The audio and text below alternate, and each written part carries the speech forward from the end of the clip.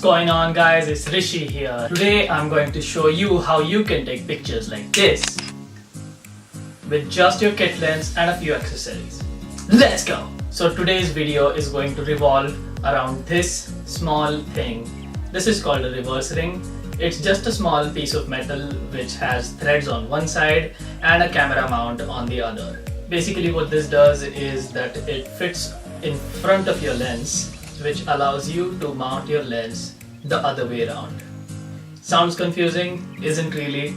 Let me show you.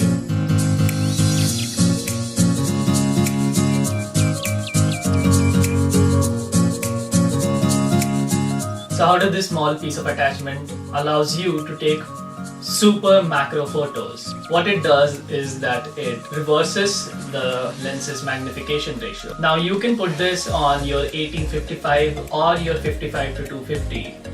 I personally prefer to use it on the 55-250 because it's more versatile. The 18-55 is just a little too much, little too tight for me. Also, I broke my 18-55. Yeah, so I can't use it, but I'll tell you how it broke later. For now, let me show you how to use the reverse ring and how it works. Let's go. So first you need to screw the reverse ring in front of your lens, just like you normally screw a filter or an ND filter or something. Then you need to set the aperture to f9 or f11. Why? Because when you're unmounting the lens, your aperture stays wide open. So you're not gonna get that much depth of field. So setting the aperture to something like f9 or f11 or even f16 if there's enough light is going to allow you to get more things in focus and not just have a hairline depth of field. Right. So now that you have your aperture set to f9 or f11, we need to lock the aperture in place so that the aperture blades stay closed and not open. How you're gonna do this? You can press the depth of field preview button, which is on the front of your camera. In the 1200D, there is no depth of field preview button. That's why I have set a custom function button on the camera. Once you press it, you will see something like this.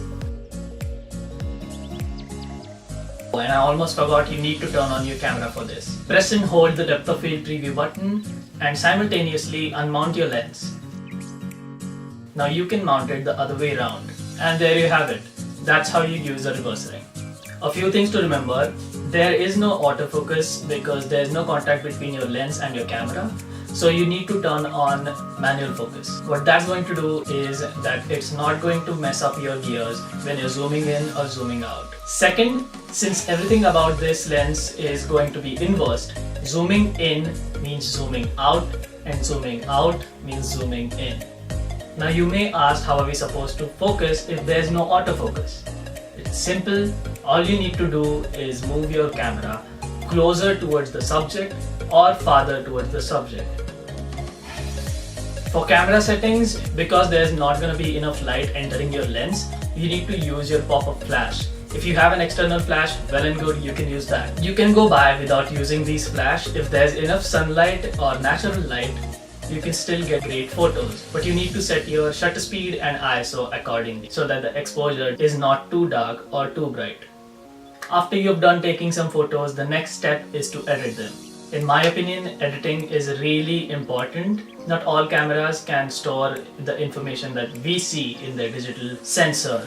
That's why we need to tweak the photo to make it more realistic, dynamic, creative, or if you want to add some drama, some details, you can do that in post-processing. After you've edited your photos, you'll end up with something like this. So why am I in love with this so much?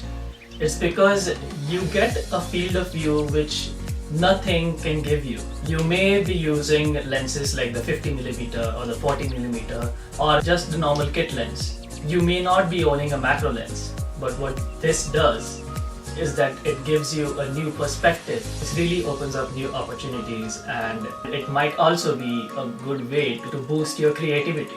I've been using this almost since I started photography, and I always carry this with me. You can take some really nice photos. You can take super macro photos of someone's eyes or some flowers. If you like insects and you don't get creeped out by insects, you can take photos like this. Take photos of anything and everything that's around you, and believe me, anything you shoot with this is bound to look good. So that's it for me today, guys. If you have any questions about this, you can hit me up on Instagram or in the comments, and I will try my best to answer every single question which you guys ask me. Also, are you guys following me on Instagram? If you're not, guys, link is in the description.